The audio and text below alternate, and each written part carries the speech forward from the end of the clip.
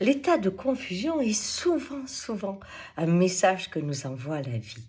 Et hier, j'ai vécu cela pour la seconde fois. Je ne m'occupe jamais des dates, les plannings, c'est très compliqué.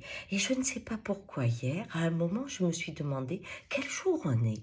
Vous savez, ce sont ces dates importantes dans la vie qui se rappellent à vous, à votre insu. Et mon mari me dit le 27. Et le 27, tout d'un coup, j'ai une angoisse terrible. Je me dis, mon Dieu. C'est l'anniversaire de la mort de Guillaume. Et je revois cet instant précieux où je l'ai mis au monde pour la seconde fois, où ce corps douloureux a enfin pu se relâcher et où dans mes yeux, avec sa maman apaisée, car je ne sais pas d'où me venait ce calme, je pouvais lui dire d'aller vers la lumière en paix. Nos regards se sont croisés pour la dernière fois et il s'est envolé. Bien sûr, après, cette paix que j'ai eue s'est transformée en cri, en violence d'une maman de chair à ce moment-là qui perdait l'être cher. Et j'étais en train de revivre ça comme si c'était hier, avec la joie et les larmes, car j'ai eu la joie de vivre cet instant de l'envol avec bonheur. Et la douleur après, du déchirement de la séparation. Et au moment où je pensais à ça, je me suis dit, mais attends, le 27 avril, c'est sa naissance.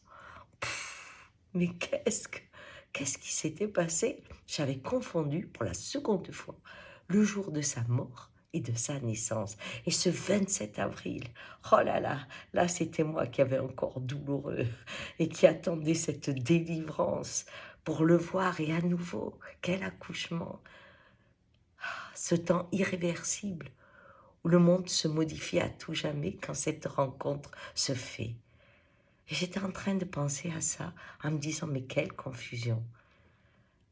La vie m'a amené à associer deux départs ou deux arrivées, deux naissances ou deux morts.